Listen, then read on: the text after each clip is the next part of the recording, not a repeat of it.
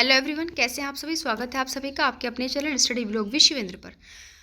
आइए शुरुआत करते हैं दहेज प्रतिशत अधिनियम 1961 के पार्ट सेकंड की। कल हम दहेज प्रतिशत अधिनियम 1961 का पार्ट फर्स्ट आप सभी के लिए लेकर आए थे, जो कि सेक्शन 1 से 5 तक था। आज शुरुआत करते हैं सेक्शन 6 से। तो शुरुआत करते हैं आज के सेक्शन की। सेक्शन 6 जो है वो बात करता है आपके दहेज का पत्नी या उसके वारिसों के फायदे के लिए होना। ठीक है, दहेज जो है वो किसके लिए होगा, या तो पत्नी या उसके वारिसों के फायदे के लिए होगा। ये सेक्शन 6 यहाँ पर बात करता है। ठीक है, अब बट कैसे होगा। सेक्शन 6 के अंतर्गत कुछ कंडीशंस दी हुई हैं। यहाँ पर जो दहेज है वो डायरेक्ट विवाहित महिला को ना दे करके विवाह के समय, विवाह के पहले, विवाह के बाद किसी अदर पर्सन को दिया जाता है एज ए ट्रस्टी के रूप में, और वो पर्सन उस महिला को ट्रांसफ़र कर देता है। तो कितने समय के अंतर्गत ट्रांसफ़र करता है ये देखते हैं सेक्शन के अंदर। तो जिस व्यक्ति को, विवाहित महिला से भिन्न अगर जिस व्यक्ति को दहेज दिया गया उसने प्राप्त किया है तो उस महिला को ट्रांसफ़र कर देगा।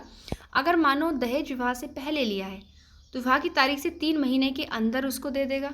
ठीक है, यदि दहेज विवाह से समय या विवाह के बाद लिया तो ध्यान रखिएगा, तो दहेज प्राप्ति के बाद से, दहेज प्राप्ति के बाद से 3 महीने के भीतर, विवाह के समय या विवाह के बाद अगर दहेज दिया गया है तो जिस दिन उस व्यक्ति ने प्राप्त किया है, जो ट्रस्टी था, वो उस डेट से 3 महीने के अंतर्गत देगा। ध्यान रखिएगा।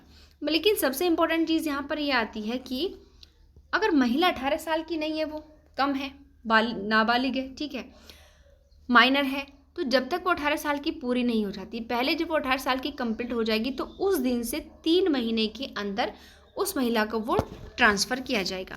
और जिस व्यक्ति को वो दहेज दिया गया है वो किस रूप में उसको संभाले रखे है, एज ए ट्रस्टी के रूप में उस महिला के फ़ायदे के लिए। ये तो महिला को दे दिया, बट कभी कभी ऐसी सिचुएशन आ जाती है कि मानो महिला की डेथ हो गई तो फिर क्या होगा। तो यहाँ पर भी बात की गई है। ये चीज़ें यहाँ पर थोड़ी मिस्टेक हो गई, तो ये आप लोग नहीं लिखिएगा, इसको सही कर लीजिएगा। यदि महिला जो है दहेज लेने से पहले ही मर जाती है, उस महिला की जो डेथ है वो दहेज लेने से पहले ही हो जाती है, ठीक है, तो ऐसी कंडीशन में भाई अब क्या होगा। तो ऐसी कंडीशन में जो है उसके वारिस उस संपत्ति को प्राप्त करने के हकदार होंगे। ये तो होगी मानो 3 महीने से पहले उसकी डेथ हो जाती है किसी भी कारण से। बट नीचे इस प्रोविजन में एक बात की गई, अगर अननेचुरल ढंग से डेथ हुई है, कोई भी नेचुरली रीज़न नहीं लग रहा कि भाई यहाँ से कैसे मर सकती है, कोई भी ऐसा रीज़न जहाँ पर लग रहा है कि उसको मारा है या फिर उसको कितना उसके साथ टॉर्चर किया होगा, क्रूअल्टी की होगी, उसने सुसाइड वगैरह करने के लिए मजबूर होगी, तो कुछ भी कंडीशन हो सकती है, पर नॉर्मली कंडीशन नहीं है जिसमें वो मरी है, बट मैरिज के विदिन 7 ईयर्स। तो ऐसी कंडीशन में अगर महिला के संतान है तो प्रॉपर्टी संतान को चली जाएगी, अगर संतान नहीं है तो उसके पेरेंट्स को प्रॉपर्टी चली जाएगी। तो यहाँ पर ये कुछ चीज़ एक्स्ट्रा है कि सेक्शन जो 6 आप पढ़ेंगे बेरट के अंदर, वहाँ देखेंगे कि जो 4 सब सेक्शन है इसका, वो उसकी कोई भी बात सेक्शन 3 और 4 को लागू नहीं होगी। सेक्शन 3 और 4 में क्या था, 3 में था लेने और देने के लिए पनिशमेंट, और 4 में था मांगने के लिए पनिशमेंट। ठीक है, उन दोनों के प्रोविज़न यहाँ सेक्शन 6 पर लागू नहीं हो रहे। समझ के ना, यहाँ और ही तीसरे पर्पज़ से जा रहे हैं। अब तो ध्यान आ गया होगा ना क्या पर्पज़ है। यहाँ पर ना तो कोई ले रहा है, ना दे रहा है, ना कोई मांग रहा है, वो वाली कंडीशन। यहाँ कोई अलग ही पर्पज़ है, दोनों में से यहाँ कुछ भी इंक्लूड नहीं है। और मोस्टली मुझे नहीं लगता कि आज के टाइम में सेक्शन 6 दहेज प्रतिशत अधिनियम का लागू होगा कि वो महिला और उसके वारिसों के फ़ायदे के लिए हो, बट यहाँ पर व्यक्ति अपने फ़ायदे के लिए ले रहा है। ठीक है, सबसे नीचे जो हमारे लिए एक इंपॉर्टेंट फैक्टर यहाँ पर होगा कि मानो हमने आपको ट्रस्टी के रूप में तो दे दिया, बट आप उस महिला को तो दिए ही नहीं हो, असफल हो गए। तो ऐसी कंडीशन में क्या हो जाएगा, देखिएगा यहाँ पर, ऐसी कंडीशन में 6 महीने से लेकर 2 साल तक का तो कारावास दिया जाएगा उस ट्रस्टी को। और साथ ही यहाँ पर आप एक चीज़ इंक्लूड कर लीजिएगा, यहाँ पर 5,000 रुपये से लेकर 10,000 रुपये तक का जुर्माना है। ठीक है, 5,000 से 10,000 रुपये तक का यहाँ पर जुर्माना उस व्यक्ति पर लगा दिया, ट्रस्टी था और उसने वो दहेज उस महिला को ट्रांसफ़र नहीं किया है। तो ये तो थी सेक्शन 3 और 4 से अलग पर्पज़ से अगर किसी को दहेज दिया गया है तो महिला वारिसों के फ़ायदे के लिए। अब बात करते हैं कि अगर दहेज वाला कोई मैटर अप्लाई होता है तो कॉन्ग्निजेंस कौन लेगा। ऐसी घटना घटित हो गई लेने देने मांगने वाली, अब कॉन्ग्निजेंस किसके पास जाएगा। तो सबसे पहले हम आपको बता दें कि BANSS के अंदर से मेट्रोपॉलिटन मजिस्ट्रेट का कॉन्सेप्ट खत्म। तो अब ये कॉन्ग्निजेंस नहीं ले सकता क्योंकि इसका कॉन्सेप्ट ही नहीं है, तो कॉन्ग्निजेंस कहाँ से लेगा। तो अब केवल जो है फर्स्ट जुडिशियल मजिस्ट्रेट ले सकता है, इससे ऊपर वाले मजिस्ट्रेट नीचे वाले नहीं ले सकते। ग्राउंड देख लेते हैं किन किन ग्राउंड पर लेगा। या तो मामला इतना ट्रेंड में चल रहा है कि कोर्ट ने उस पर सो मोटो लिया है, या फिर पुलिस रिपोर्ट के आधार पर ले सकता है, परिवाद प्राप्त होने पर ले सकता है। मोस्टली कोनियंस के यही तीनों ग्राउंड्स होते हैं। लेकिन कंप्लेन कौन कर सकता है? पीड़ित खुद भी कर सकता है, उसके पेरेंट्स भी कर सकते हैं, उसके रिलेटिव्स भी कर सकते हैं, या कोई भी ऐसा संगठन जो मान्यता प्राप्त हो वो भी कर सकता है, जैसे कि महिला आयोग वगैरह के पास लोग चले जाते हैं, तो इस प्रकार का संगठन।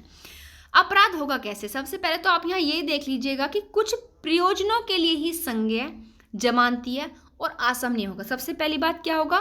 कॉग्निजेबल होगा। देखिए, दूसरा क्या होगा? ये जमानतीय होगा, और तीसरा आसमनीय होगा।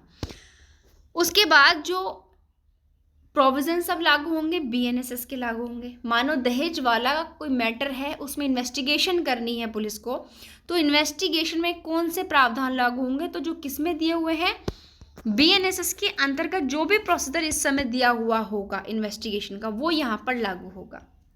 बट मामला तो कॉग्निजेबल है, लेकिन ऊपर हमने क्या देखा कि बीएनएसएस के प्रोविजंस लागू होंगे, लेकिन कुछ बीएनएसएस की कुछ चीज़ें यहाँ पर अप्लाई नहीं होंगी। तो सेक्शन 42 जो कि अब 39 हो चुका है, ठीक है।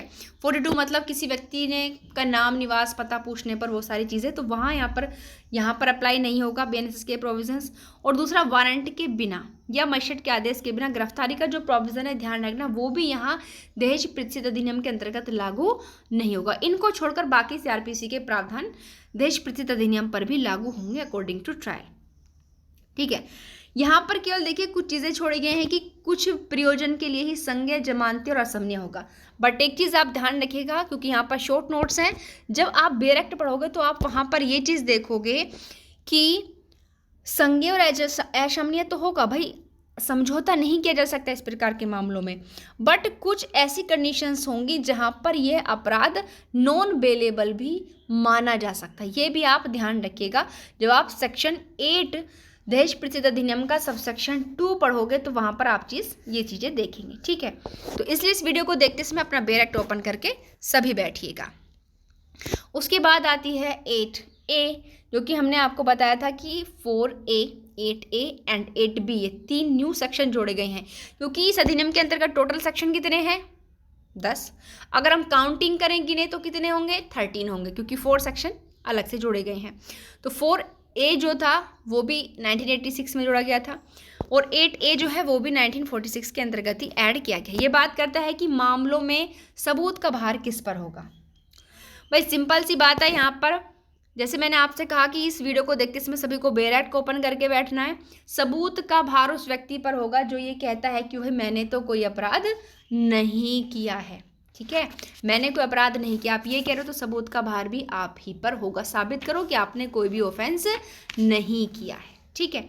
अब नेक्स्ट आते हैं दहेज प्रतिषेध अधिकारी कौन होगा। अब डाउरी प्रोहिबिशन ऑफिसर कौन होगा, तो सबसे पहले देख लेते हैं कि अपॉइंट कौन करेगी। स्टेट गवर्नमेंट करेगी। अंडरलाइन कर दीजिएगा, मैंने पहले ही कहा था कि जो सजाएं वगैरह होती हैं, जो फाइन होता है, जो ड्यूरेशन होती है, जो ऑफिसर्स वगैरह होती है, उनको ध्यान रखिएगा।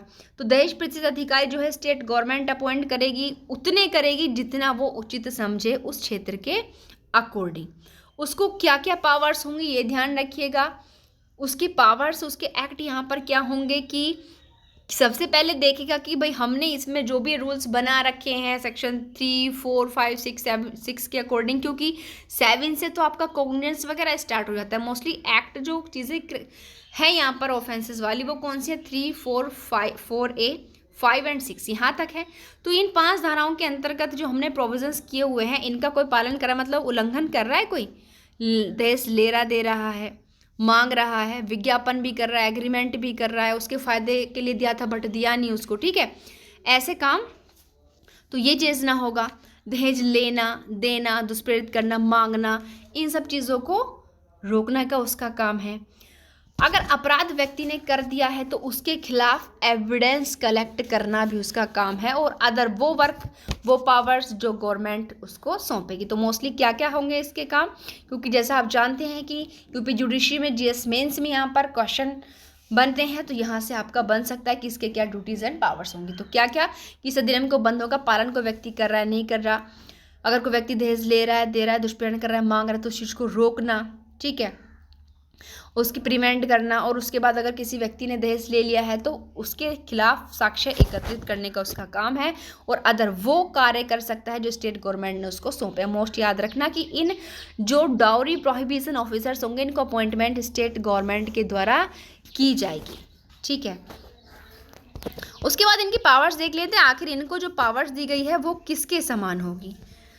तो राज्य सरकार इस अधिनियम के अधीन दहेज प्रतिशत अधिकारी के कार्यों की दक्षता क्या होगी। सबसे पहले तो इनको जो पावर होंगी पुलिस ऑफिसर्स के समान होंगी। अंडरलाइन कर लेना, ये प्री का भी बहुत मोस्ट इंपॉर्टेंट क्वेश्चन है।